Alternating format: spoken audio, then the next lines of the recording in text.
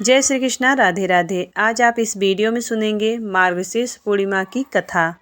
तो वीडियो को पूरा जरूर देखिएगा। वीडियो अच्छी लगे तो एक लाइक जरूर करिएगा। पूर्णिमा यानी कि शुक्ल पक्ष का 15वां दिन हर महीने में एक बार आती है। इस तरह पूरे साल में 12 पूर्णिमा तिथि होती है। तो पूर्णिमा तिथि के दिन चाँद यानी कि चंद्रदेव अपनी पूर्ण कला के साथ आसमान में शोभायमान होते हैं। इसलिए पूर्णिमा तिथि का हिंदू धर्म में बड़ा ही महत्व है। चंद्रमा का पूर्ण प्रभाव में होना चंद्रमा के शुभ फलों में वृद्धि करने वाला होता है और ज्योतिष शास्त्र में चंद्रमा को मन का कारक ग्रह बताया गया है। इसलिए पूर्णिमा के दिन मन को संतुलित और संयमित रखने के लिए भी व्रत रखकर चंद्रमा सहित भगवान भोलेनाथ का पूजन करने का विधान है। वैसे पूर्णिमा तिथि के दिन देवी लक्ष्मी सहित भगवान विष्णु की भी पूजा का नियम है और सत्यनारायण कथा भी इस दिन सुनी जाती है। ऐसी मान्यता है कि इस दिन भगवान विष्णु सहित देवी लक्ष्मी की पूजा करने से धन दौलत और आरोग्य की प्राप्ति होती है। पूर्णिमा व्रत की महिमा बहुत ही बड़ी है और इसका धार्मिक महत्व भी अत्यधिक है। हर माह की पूर्णिमा को यह व्रत किया जाता है और इस दिन चंद्रमा अपने पूर्ण आकार में होता है। इस व्रत की कथा इस प्रकार है। एक समय की बात है, एक गरीब ब्राह्मण दंपत्ति एक छोटे से गांव में रहते थे। ब्राह्मण अत्यंत धर्मात्मा और श्रद्धालु थे, लेकिन उनकी आर्थिक स्थिति बहुत ही दयनीय थी और ब्राह्मणी भी अत्यधिक धर्मपरायण और पतिव्रता थी। वे दोनों भगवान की उपासना और पूजा अर्चना करते थे, परंतु उनकी गरीबी खत्म नहीं हो रही थी। एक दिन ब्राह्मण ने अपने गांव के पुजारी से अपनी समस्या बताई। पुजारी ने ब्राह्मण को पूर्णिमा व्रत करने का सुझाव दिया। उन्होंने बताया कि पूर्णिमा के दिन व्रत करने और भगवान विष्णु की पूजा करने से सभी कष्ट दूर हो सकते हैं और आर्थिक स्थिति में सुधार हो सकता है। ब्राह्मण और उसकी पत्नी ने पूरे श्रद्धा भाव से पूर्णिमा का व्रत का पालन किया। वे इस दिन उपवास रखते और स्नान कर भगवान विष्णु की पूजा करते और रात को चंद्रमा को अर्घ्य देकर ही व्रत खोलते। कुछ समय के बाद उनके जीवन में चमत्कारिक परिवर्तन आया और उनकी आर्थिक स्थिति धीरे धीरे सुधरने लगी और वे सुखी और समृद्ध हो गए। उनके परिवार में खुशियों की बाढ़ आ गई और उनके सभी कष्ट समाप्त हो गए। इस प्रकार पूर्णिमा व्रत की महिमा अपार है। इसके पालन से जीवन के सभी दुखों का नाश होता है। भगवान विष्णु की कृपा से भक्तों के जीवन में सुख शांति और समृद्धि का वास होता है। पूर्णिमा व्रत की इस कथा को सुनने और पालन करने से पुण्य की प्राप्ति होती है और भगवान की कृपा सदैव बनी रहती है। इस दिन व्रत करने से मनुष्य को मानसिक शांति, आध्यात्मिक बल और पारिवारिक सुख की प्राप्ति होती है। तो प्रेम से बोलिए लक्ष्मी नारायण की जय। मार्गशीर्ष पूर्णिमा की दूसरी कथा के अनुसार हिंदू पौराणिक कथाओं के अनुसार देवी पार्वती और भगवान शिव पासे का खेल खेल रहे थे। खेल में भगवान शिव अपना सब कुछ हार गए थे, इसलिए वह भगवान विष्णु के पास गए और उन चीज़ों को वापस पाने का रास्ता पूछा, जिस पर विष्णु ने उन्हें बताया कि कैसे भौतिक चीज़ें दुनिया में सिर्फ एक भ्रम थी। इससे माँ पार्वती बहुत क्रोधित हुई और क्योंकि वह भौतिक सुख सुविधाओं की प्रदाता हैं, इसलिए उसने छिपने का फैसला किया। इससे संसार में भारी अराजकता फैल गई और सभी को संसाधनों की कमी और भोजन की कमी का सामना करना पड़ा। चूँकि माँ पार्वती मातृ प्रेम का अवतार हैं, इसलिए वह अपने बच्चों को कष्ट में नहीं देख सकती। इसलिए उन्होंने देवी अन्नपूर्णा का रूप धारण किया और पृथ्वी पर जाकर जिसे भी आवश्यकता हुई उसे भोजन वितरित किया। यही कारण है कि लोग मार्गशीर्ष माह के पूर्णिमा तिथि के दिन व्रत रखते हैं, ताकि उन्हें हमेशा प्रचुरता और पोषण मिले। क्योंकि आज ही के दिन माँ अन्नपूर्णा की जयंती मनाई जाती है, इसलिए माँ अन्नपूर्णा के नाम से इस व्रत को रखा जाता है। प्रेम से बोलिए माँ अन्नपूर्णा की जय। अब सुनते हैं 32 पूर्णिमा की व्रत कथा। द्वापर युग में एक समय की बात है कि यशोदा जी ने श्री कृष्ण जी से कहा कि कृष्ण, तुम सारे संसार के उत्पन्न करता, पोषण तथा उसके संहार करता हो। आज कोई ऐसा व्रत मुझसे कहो जिसके कारण मृत्यु लोक में स्त्रियों को विधवा होने का भय न रहे। तथा यह सब व्रत सभी मनुष्यों की कामना को पूर्ण करने वाला हो। श्री कृष्ण जी कहने लगे कि हे माता, तुमने अति सुंदर प्रश्न किया है। मैं तुम्हारे ऐसे ही व्रत की सविस्तार कहता हूँ। सौभाग्य की प्राप्ति के लिए स्त्रियों को द्वादश अर्थात 32 पूर्णिमाओं का व्रत करना चाहिए। इस व्रत को करने से स्त्रियों को सौभाग्य संपत्ति मिलती है। यह व्रत अचल सौभाग्य को देने वाला और भगवान शंकर के प्रति मनुष्य मात्र की भक्ति को बढ़ाने वाला है। और यशोदा जी कहने लगी कि हे कृष्ण, सर्वप्रथम इस व्रत को मृत्यु लोक में किसने किया था, इस विषय में भी विस्तार से मुझसे कहो। श्री कृष्ण जी कहने लगे कि इस भूमंडल पर एक अत्यंत प्रसिद्ध राजा चंद्रहास से पालित अनेक प्रकार के रत्नों से परिपूर्ण कातिका नाम की एक नगरी थी। वहाँ धनेश्वर नाम का एक ब्राह्मण था और इसकी स्त्री अति सुशील रूपवती थी और दोनों ही उस नगरी में बड़े प्रेम के साथ रहते थे। घर में धन धान्य आदि की कोई कमी नहीं थी। उनको एक बड़ा दुख था, उनके कोई संतान नहीं थी, जिसके वजह से वह बहुत दुखी रहते थे। एक दिन एक बड़ी तपस्विनी योगी उस नगरी में आया और वह योगी बाकी घरों में सबसे भिक्षा मांगकर भोजन करता था, लेकिन उस ब्राह्मण के घर से भिक्षा नहीं मांगा करता था। एक दिन योगी गंगा के किनारे भिक्षा मांगकर प्रेम पूर्वक खा रहा था कि धनेश्वर ने योगी को यह सब करते देख लिया।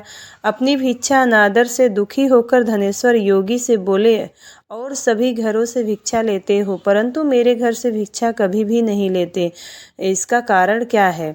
योगी कहने लगा कि आपके धर्म हमें इस बात की आज्ञा नहीं देता है, क्योंकि अभी आप गृहस्थ जीवन में एक सुख से वंचित हैं।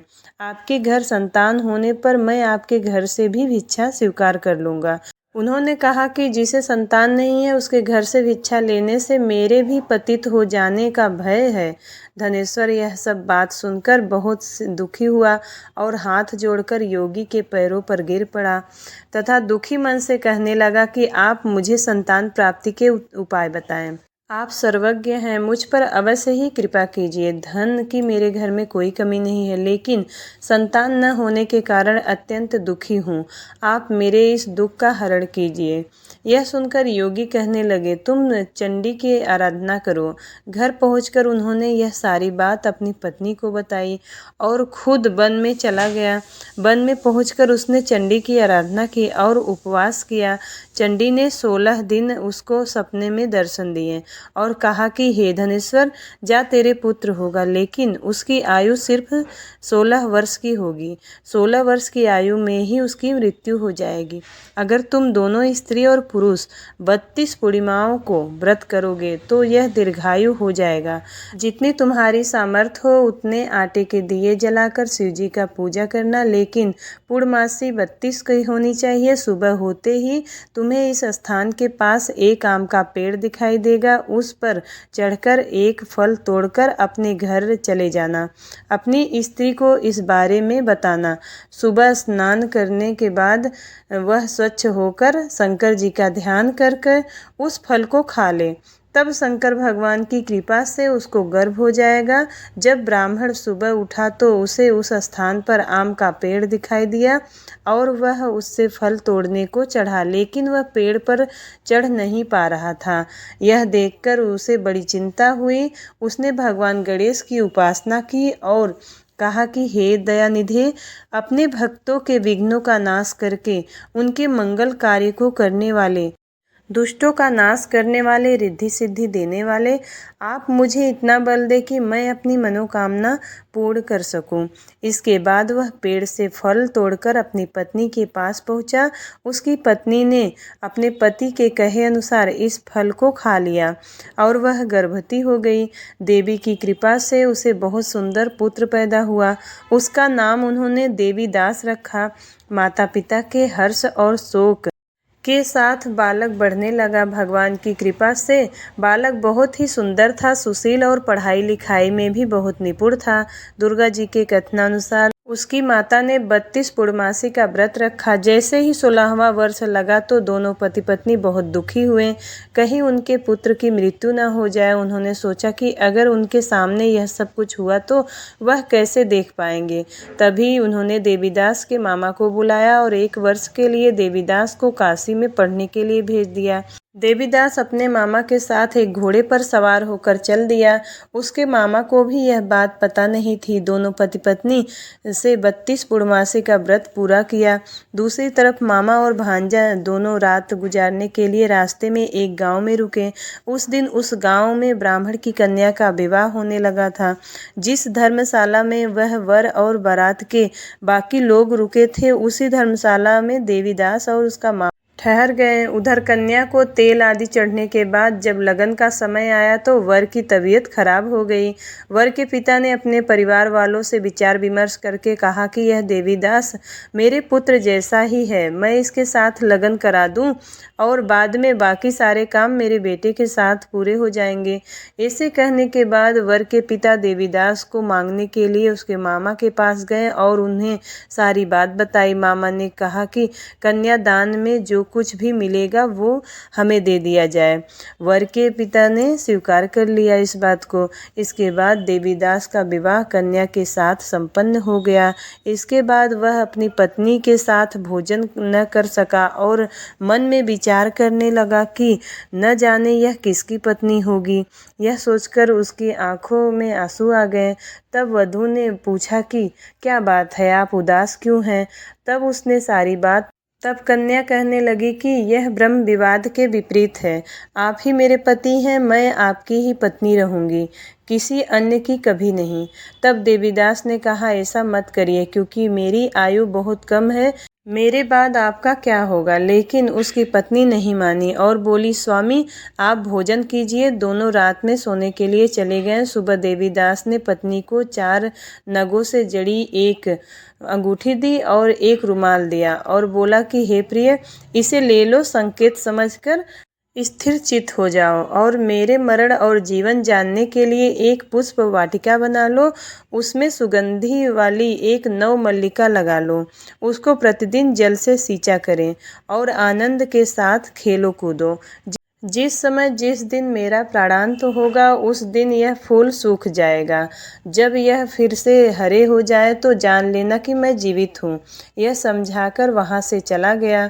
इसके बाद जब वह वर और बाकी बारात मंडप में आए तो कन्या ने उसे देखकर कहा कि ये मेरा पति नहीं है, मेरे पति वह है जिसके साथ रात में विवाह हुआ है, इसके साथ मेरा विवाह नहीं हुआ है। अगर यह वही है तो यह बताए कि मैंने इसके क्या दिया है और साथ ही कन्यादान के समय को आभूषण मिले उन्हें दिखाएं। कन्या की ये सारी बातें सुनकर वह कहने लगा कि मैं यह सब नहीं जानता। इसके बाद सारी बारात अपने घर पर लौट गई। भगवान श्री कृष्ण बोले कि हे माता, इस प्रकार देवीदास काशी चला गया। कुछ समय जब बीत गया तो एक सर्प उसको डसने के लिए आया, लेकिन वह उसको काट नहीं पाया, क्योंकि उसकी माता ने पहले ही 32 पूर्णिमा का व्रत कर लिया था। इसके बाद खुद काल वहां पहुंचा। भगवान की कृपा से वहां माता पार्वती और गणेश भगवान आ गए। देवीदास को मूर्छित दशा में देखकर माता पार्वती ने भगवान शिव से प्रार्थना की कि महाराज, इस बालक की माता ने तो पहले ही 32 पूर्णिमा के व्रत कर लिए हैं, आप इसको प्राण दे। भगवान शिव ने माता पार्वती के कहने पर उसे प्राण दान दे दिया। इधर उसकी पत्नी उसके काल की प्रतीक्षा कर रही थी। उसकी पत्नी ने जाकर देखा कि पुष्प और पत्र दोनों ही नहीं हैं, तो उसको बहुत आश्चर्य हुआ और जब उसने देखा कि पुष्प वाटिका फिर से हरी भरी हो गई तो वह समझ गई कि उसका पति जिंदा हो गया है। इसके बाद वह बहुत ही प्रसन्न होकर अपने पिता से कहने लगी कि मेरे पति जीवित हैं, उनको ढूंढिए। जब 16वां वर्ष व्यतीत हो गया तब देवीदास भी अपने मामा के साथ काशी चल दिया। इधर उसकी पत्नी के परिवार वाले उन्हें ढूंढने के लिए जा ही रहे थे कि उन्होंने देखा कि देवीदास और उसका मामा उधर ही आ रहे थे। उसको देखकर उनके ससुर बहुत प्रसन्न हुए और उसे घर ले आए। वहाँ सारा बगर इकट्ठा हो गया और कन्या ने भी उसे पहचान लिया। देवीदास ने इसके बाद अपनी पत्नी और मामा को लेकर वहां से चल दिया। उसके ससुर ने भी उसे धन दहेज दिया। जब वह अपने घर की तरफ चल रहा था तो उसके माता पिता को लोगों ने खबर कर दी, तुम्हारा पुत्र देवीदास अपनी पत्नी और मामा के साथ आ रहा है। ऐसा समाचार सुनकर पहले तो उन्हें विश्वास नहीं हुआ, लेकिन जब देवीदास आया तो उसने अपने माता पिता के पैर छुए तो देवीदास के माता पिता ने उनका माथा चूमा और दोनों को अपने सीने से लगा लिया। दोनों के आने की खुशी में धनेश्वर ने बहुत दान दक्षिणा ब्राह्मणों को दी। श्री कृष्ण जी कहने लगे कि इस तरह धनेश्वर को 32 पूर्णिमा के व्रत के प्रभाव से संतान प्राप्त हुई। जो स्त्रियां इस व्रत को करती हैं वह जन्म जन्मांतरों तक वैधव्य का दुख नहीं भोगती हैं और सदैव सौभाग्यवती रहती हैं। यह मेरा वचन है। यह व्रत संतान देने वाला और सभी मनोकामनाओं को पूर्ण करने वाला है। कृष्ण कन्हैया लाल की जय। अब करते हैं विष्णु चालीसा का पाठ। विष्णु सुनिए विनय सेवक की चित लाए, कीरत कुछ वर्णन करूँ दीजे ज्ञान बताए। नमो विष्णु भगवान खरारी, कष्ट न सावन अखिल बिहारी। प्रबल जगत में शक्ति तुम्हारी, त्रिभुवन फैल रही उजियारी। सुंदर रूप मनोहर सूरत, सरल स्वभाव मोहनी मूरत। तन पर पीताम्बर अति सोहत, बैजंती माला मन मोहत। शंख चक्र कर गदा विराजे, देखत दैत्य असुर दल भाजे। सत्य धर्म मद लोभन गाजे, काम क्रोध मद लोभन छाजे। संत भक्त सज्जन मनरंजन, दनुज असुर दुष्टन दल गंजन। सुख उपजाय कष्ट सब भंजन, दोष मिटाय करत जन सज्जन। पाप काट भव सिंधु तारण, कष्ट नासवर भक्त उबारण। करत अनेक रूप प्रभु धारण, केवल आप भक्ति के कारण। धरणि धेनु बन तुम ही पुकारा, तब तुम रूप राम का धारा। भार उतार असुर दल मारा, रावण आदिक को संहारा। आप बराह रूप बनाया, हिरण्याकछ को मार गिराया। धर मत्स्य तन सिंधु बनाया, 14 रत्न को निकलवाया। अमिलख असुरन द्वंद मचाया, रूप मोहनी आप दिखाया। देवन को अमृत पान कराया, असुरन को छवि से बहलाया। कूर्म रूप धर सिंधु मझाया, मद्राचल गिर तुरत उठाया। शंकर का तुम फंद छुड़ाया, भस्मासुर को रूप दिखाया। वेदन को जब असुर डुबाया, कर प्रबंध उन्हें ढूंढवाया। मोहित बनकर खल ही नचाया, उसकी कर से भस्म कराया। असुर जलंधर अति बलदाई, शंकर से उन किन्ह लड़ाई। हार पार से वो सकल बनाई, किन सती से छल खल जाई। सुमिरन कीन तुम्हें शिवरानी, बतलाई सब विपत कहानी। तब तुम बने मुनीश्वर ज्ञानी, वृंदा की सब सुरति भुलानी। देखत तीन दनुज सैतानी, वृंदा आए तुम्हें लपटानी। हो स्पर्श धर्म क्षतिमानी, हना असुर उर शिव सैतानी। तुमने ध्रुव प्रहलाद उबारे, हिरण्याकुश को आदिक खल मारे। गाड़ी का और अजामिल तारे, बहुत भक्त भव सिंधु तारे। हरहु सकल संताप हमारे, कृपा करहु हरि सिर जनहारे। देखहु मैं निज दरस तुम्हारे, दीन बंधु भक्तन हितकारे। चहत आपका सेवक दर्शन, करहु दया अपनी। मधुसूदन जानू नहीं योग्य जप पूजन, होय यज्ञ स्तुति अनुमोदन। शील दया संतोष सुलक्षण, विदित नहीं व्रत बोध विलक्षण। करहूँ आपका किस विधि पूजन, कुमति विलोक होत दुख भीषण। करहूँ प्रणाम कौन विधि सुमिरन, कौन भांति मैं करहूँ समर्पण। सुर मुनि करत सदा सेवकाई, हर्षित रहत परम गति पाई। दीन दुखिन पर सदा सहाय, निज जन जान लेव अपनाय। पाप दोष संताप नसाओ, भव बंधन से मुक्त कराओ। सुख संपत्ति दे सुख उपजाओ, निज चरणन का दास बनाओ। निगम सदा ये विनय सुनावे, पढ़े सुन जो जन सुख पावे। श्री हरि विष्णु भगवान की जय। अब करते हैं विष्णु भगवान की आरती। ओम जय जगदीश हरे, स्वामी जय जगदीश हरे। भक्त जनों के संकट क्षण में दूर करे, ओम जय जगदीश हरे। जो ध्यावे फल पावे, दुख बिन से मन का। सुख संपत्ति घरे आवे, कष्ट मिटे तन का। ओम जय जगदीश हरे। मात पिता तुम मेरे, शरण गहूँ मैं किसकी। तुम बिन और न दूजा, आस करूँ मैं किसकी। ओम जय जगदीश हरे। तुम पूर्ण परमात्मा, तुम अंतर्यामी। प्रभु ब्रह्म परमेश्वर, तुम सबके स्वामी। ओम जय जगदीश हरे। तुम करुणा के सागर, तुम पालन करता प्रभु।